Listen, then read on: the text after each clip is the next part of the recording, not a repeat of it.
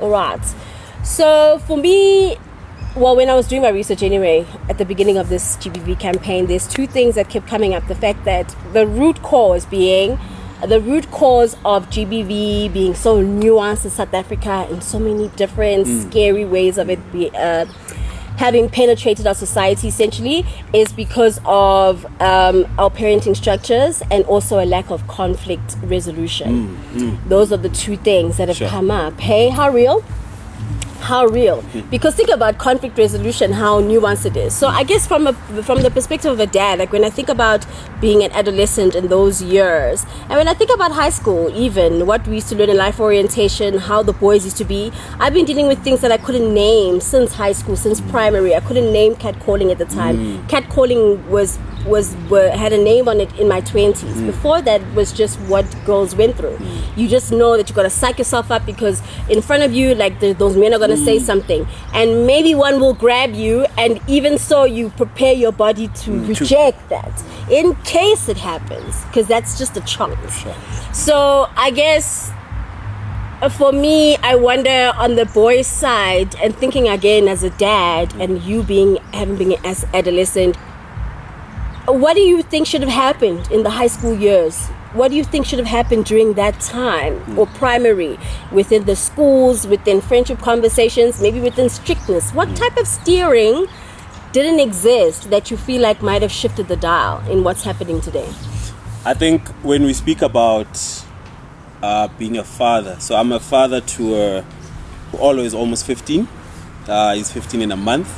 And a baby girl, Uaze, is 2 in December. I look at it differently, and when I was 15, I could pretty much do everything and anything. It wasn't as strict for me. So my mother never really spoke about sex because which black parent? Where do we start? But I could see how harder she was going at my sister. And in that, I think retrospectively, I realized that is the moment in which she should have maybe been equally strict, and that would have been a parenting outcome that would have reined us both in at the same time in the same way. Right now, when I think about GBV and I think about my son, I think about he has to understand he is at the same level of he needs to have the same level of discipline as his sister, and he needs to treat everyone just as like he would treat his sister. I love that. And treat his mother and treat and it doesn't matter that when you're outside of the house, because you remember there were kids that you'd look at them speak to the teacher and you couldn't believe like that they could get away with. And you think and it's because at home they would be oh boy, so I sometimes even think I overcompensate and I'm a bit harder on him, because it's very easy as a teenager to get our parents used to say, if your friend was jumping in the fire, would you also jump in the fire? Maybe. And so you get a lot of us. We're doing a lot of. We've got squads. There's like 8 of us. So peer pressure affects you in a way that you might not even realize it. It's so real. So he needs to be always aware. So I ask him all the time, Olo, what you are doing, have you actually thought about it? And it's silly things, like he would go to bed and he wouldn't lock the door at front. Then I'd wake him up at 1 a.m. and I'd say, okay, Olo, I'm not shouting, but should someone come into this house at 1 a.m., do you not think that you should have been present? So I'm preaching being present and trying to show him, Guti, that automatically eliminates 50% of your issues. Just being present and thinking, not what would Jesus do, like how would my parents react if I was doing this? So you're saying that from this age, or even sooner than 15, obviously, I'd say 12, 13. No, as soon as they can comprehend. They can comprehend, and they're like, as soon as he says, like he said to me when he was young, Dad, I've got a girlfriend. And I said, what do you understand about a girlfriend? Because I've never, my dad and I have never spoken about women and how to court, how ushela kanjani. But he's so proud that he's got kids. So where does he think I learned how to speak to women? You know what I mean? So I say to him, what did you say to her in order for her to be your girlfriend? And now that she's your girlfriend, what are your expectations of her? You know? And when he breaks it down, ganjalo, then I understand, and he understands that every single thing has to be well thought out. Because unfortunately, when shit hits the fan, he will not be able to revisit that. And he's now doing 20 years in jail because there's a gang rape situation. You know what I mean? So those are the kind of conversations we have. But also, I mean, they term me a young father, so I'll use that. So as a young father, every day is like a new day. You know, so he's very aware of how he feels. He feels anxieties. He can express things like anxiety, but I don't think he knows what anxiety actually is.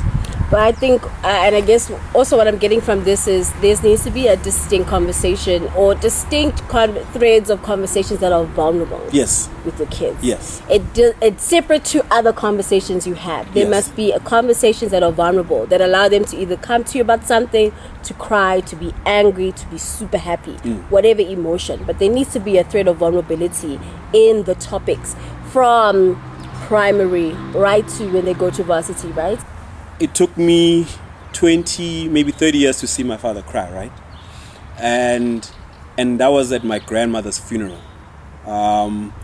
So before that, he was just this hero who never cried, and nothing affected him.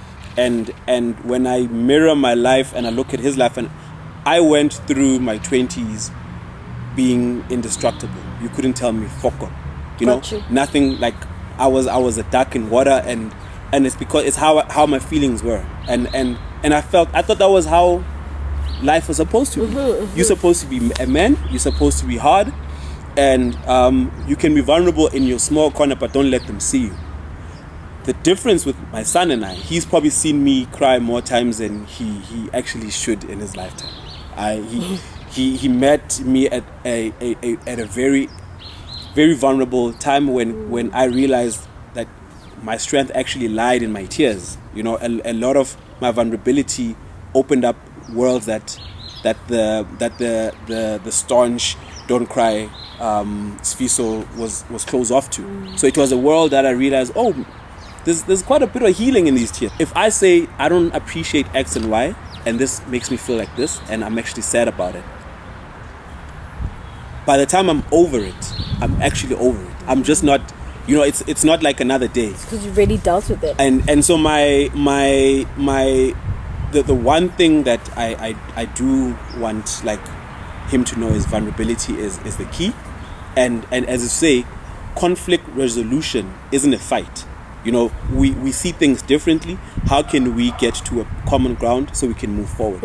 I've never seen my parents resolve an argument. I've never actually seen them speak. That's another. But I've never had my mother speak to my dad and then say, "This is an issue.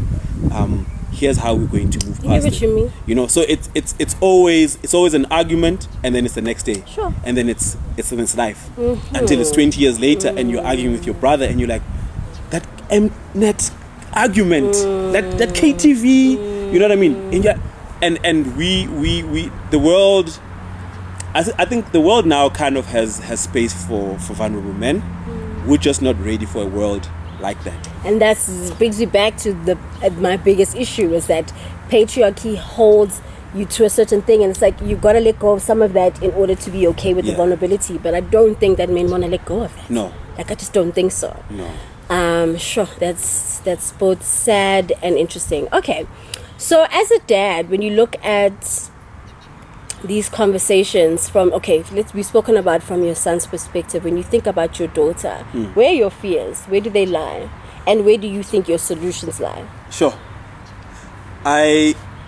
So actually preparing for this last night, We woke up at 1 a.m. She's got this thing of waking up at 1 a.m.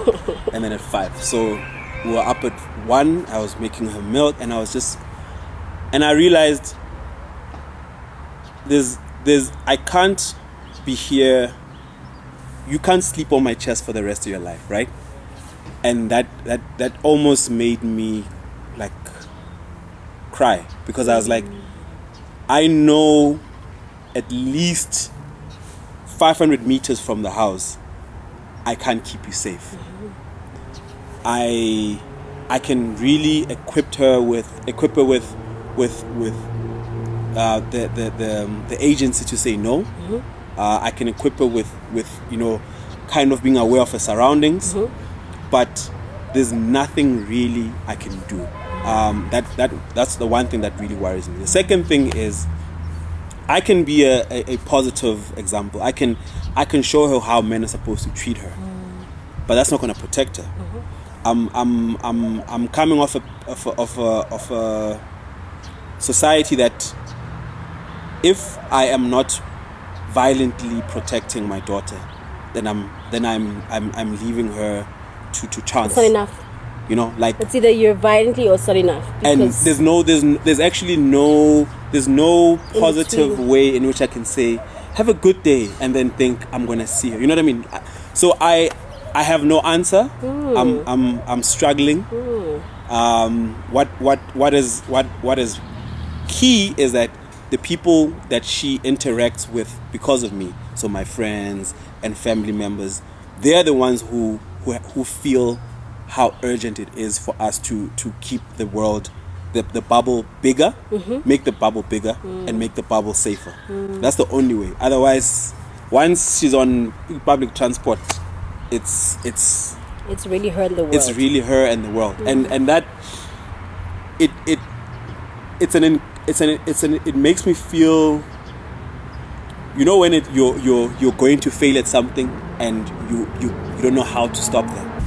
The tangible conversations with our sons, we need to, I think everyone's different, but you first need to know like what your son understands about relationships between men and women, what the correct kind of relation should be, and the best way to do it is to give your own experiences. If you saying, when I met your mom, hey, ngamshela ngayenza kanje, so because kids, just like how we used to look up to our dads, like my son looks up to me like that. It's like the wildest thing. So my behavior has to be corrected or in a certain way, because that's the only way I can influence. It doesn't matter what I say. He has to see what I do. And fortunately for him, he's on Twitter and Instagram, so he's always catching if I'm getting some flack about something. If he's always asking me about, like, what does that mean? And so that is how we are relating in me finding my way and working my way through the GBV that we are in.